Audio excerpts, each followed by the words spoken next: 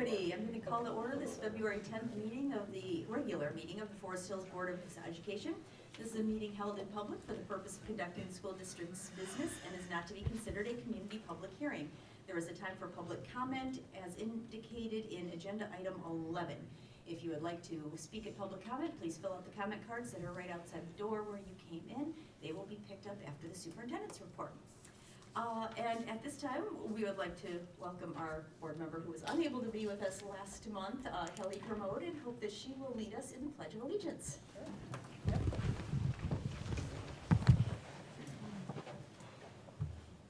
I pledge allegiance to the flag of the United States of America and to the republic for which it stands, one nation, under God, indivisible, with liberty and justice for all.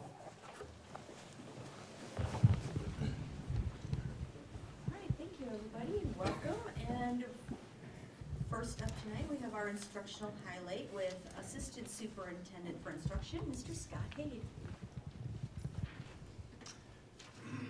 Okay, good evening and welcome to our Board of Education, Superintendent Kirby, staff, community, and we have any students here. I'll make sure you're feeling welcome.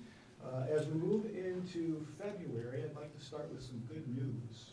So bear with me here for just a second because we're going to be talking about K-6 growth and achievement data, which I found to be rather good. For those of you that have taken a look at growth data in the past, typically that growth between fall and winter is not the time to highlight student growth and achievement. So when Superintendent Kirby asked me, hey, do you want to do a presentation to look at winter growth data, I was like, maybe.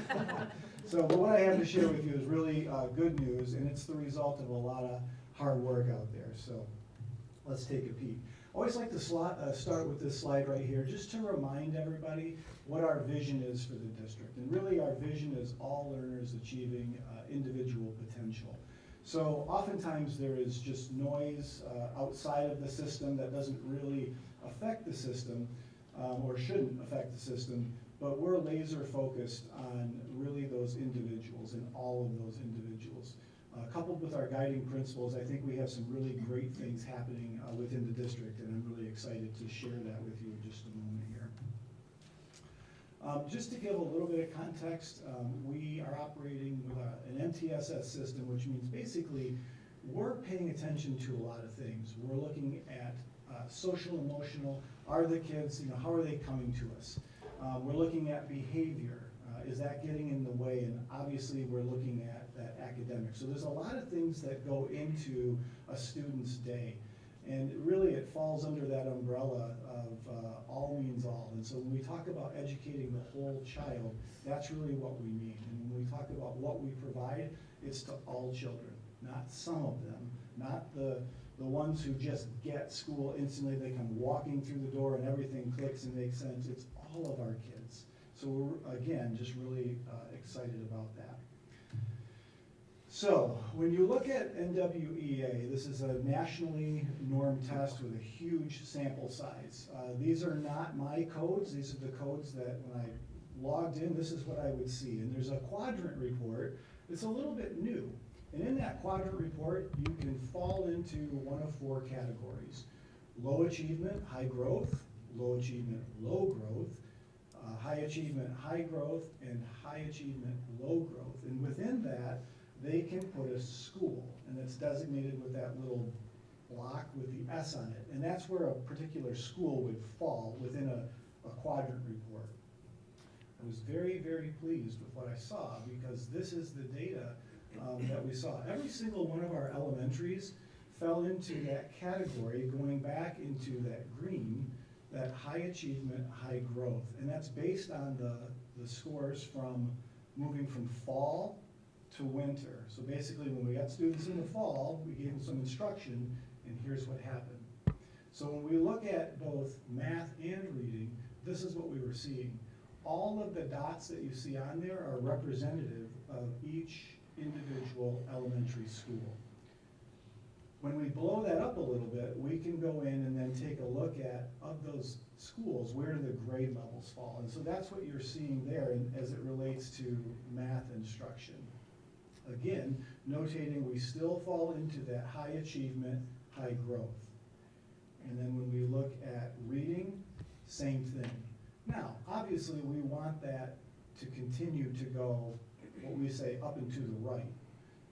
And I would have no reason to not expect that. What was fascinating to me is we've always had outliers, like schools that are there, but what I noticed, or what we noticed, was it was the whole system that moved there, and so we're really excited about that. So then we started asking, well, why? What could be the cause of this? And so what I want to do is just talk a little bit about what we call our tiered decision-making matrix or our guidelines. So I know this is a lot of words up here and it's hard to follow, but really the takeaway for the board, what I want you to know is that when students take the growth test, they fall within a percentile, and based on that percentile, that dictates to us what we'll do and how we'll respond for each and every individual student. And so if they, like for example, if their scores are above that 60th percentile, we'll move along that category.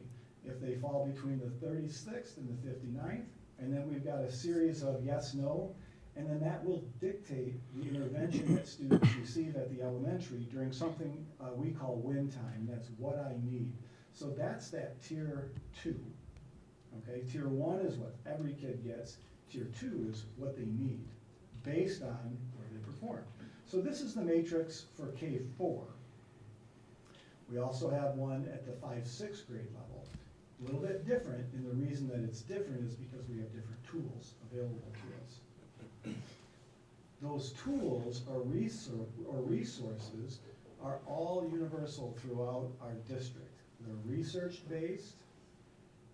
Staff has been trained, they know how to use those, and we're starting to see some really good growth based on what kids need. So the interventions are in place, the time is in place, and we're starting to see great results with that. We also, at the other end of the spectrum, so if you think about interventions, we're also thinking about challenging or enrichment resources. So we're taking care of, because both kids have needs, those that need a challenge and those that need interventions. So we're very mindful of those things, and some of those resources are laid out for you up here. And again, I apologize, it's hard to see all of those, but you'll have access to this, and all of these are clickable links. So why is this happening? A couple things that have changed. We have targeted intervention tools, U-Fly, Bridge the Gap. All of these things are based in research. We also have what we call MTSS coaches at each and every elementary building. They're there to support teachers. They're there to help coordinate those tier 2 and tier 3 efforts. Each one of our buildings at the elementary level also does scheduled data meetings. And so they're looking at those results. Now I showed you a very high level. Okay, we took a look at where the buildings fall. We took a look at grade level. Within those grade levels, and we can break that down into teacher and then students. I'm not going to show student data up there, but what our teachers do is they look at each and every single one of those students and decide what they need. The system has provided opportunity for the grade levels to discuss those students, where they're at, what they need, and how things are going.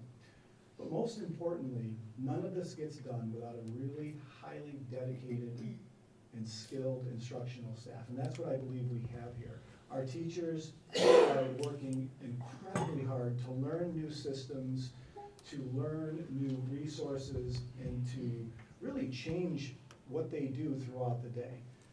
They've invested in this win time opportunity, and we're starting to see great results, and our students are responding to it. So I'm really excited about the interventions that we have in place, the enrichment opportunities that we have in place, and it's starting to show up in the data, and that's really, really important. So that's what I have for you today. It's just a snapshot from fall to winter, and I'm pretty sure it's going to happen from winter to spring. We're going to continue to see that growth. So thank you for allowing me the opportunity to share, and I will turn it back over if you have any questions, or I can just go sit down. Thank you.